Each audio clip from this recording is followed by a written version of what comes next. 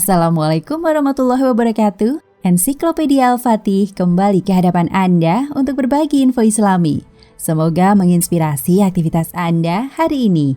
Dan jangan lupa klik tombol subscribe dan aktifkan notifikasi tombol lonceng agar tidak tertinggal berita terbaru dari Ensiklopedia Al-Fatih.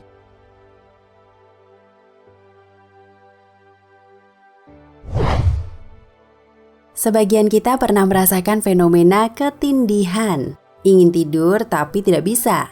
Sulit bergerak dan ingin berteriak juga sulit.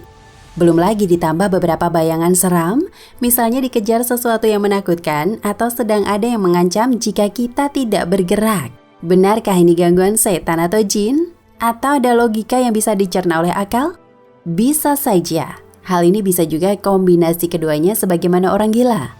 Jika ia banyak masalah dan stres, ia bisa jadi gila jika dibiarkan dan bertumpuk. Orang yang seperti ini hati, iman, dan jiwanya lemah, sehingga gampang terpengaruh setan bahkan merasukinya. Demikian juga bahwa penyakit dan gangguan fisik bisa muncul karena sebab fisik dan gangguan dari setan. Sebagaimana tentang hadis Ain. Gangguan yang ditimbulkan dari pandangan yang tidak baik, semisal hasad, pujian, dan lain-lain. Rasulullah SAW bersabda, pengaruh ain itu benar-benar ada. Seandainya ada sesuatu yang bisa mendahului takdir, ainlah yang dapat melakukannya. Hadis riwayat Muslim. Dan mimpi juga bisa berasal dari setan, yaitu mimpi buruk dan mimpi yang bisa membuat pelakunya ketakutan atau merasa terganggu. Diriwayatkan oleh Bukhari dan Muslim, Abu Hurairah radhiyallahu anhu berkata, mimpi itu ada 3 macam. 1. Bisikan hati. 2. Ditakut-takuti setan. 3. Kabar gembira dari Allah.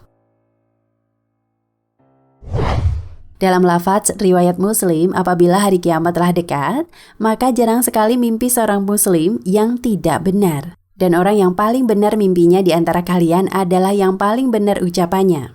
Mimpi seorang muslim adalah sebagian dari 45 macam nubuah atau wahyu. Mimpi itu ada 3 macam. 1. Mimpi yang baik sebagai kabar gembira dari Allah. 2. Mimpi yang menakutkan atau menyedihkan datangnya dari setan. 3. Dan mimpi yang timbul karena ilusi, angan-angan atau khayal seseorang.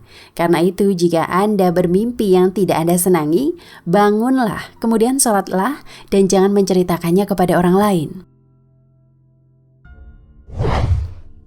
Jadi mimpi ada 3 penyebabnya. 1. Mimpi yang baik dari Allah.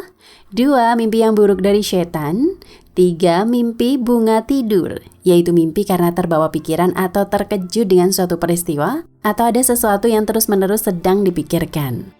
Cara mencegahnya, kita lakukan adab-adab sebelum tidur yang sudah diajarkan oleh Rasulullah SAW berupa doa-doa sebelum tidur dan juga adab-adab ketika terbangun dari tidur karena mimpi buruk, karena Allah yang menjaga kita selama kita tidur.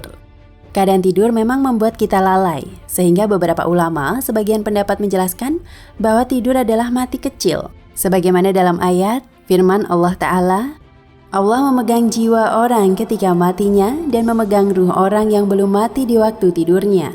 Maka dia tahanlah ruh orang yang telah dia tetapkan kematiannya dan dia melepaskan ruh yang lain sampai waktu yang ditetapkan.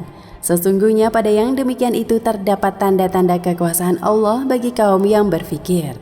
Quran Surat Az-Zumar ayat 42.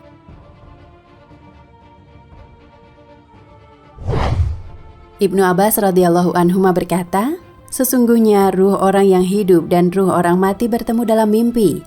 Mereka saling mengenal sesuai yang Allah kehendaki. Ketika masing-masing hendak kembali ke jasadnya, Allah menahan ruh orang yang sudah mati di sisinya. Dan Allah melepaskan ruh orang yang masih hidup ke jasadnya sampai batas waktu tertentu, yaitu selama hidupnya.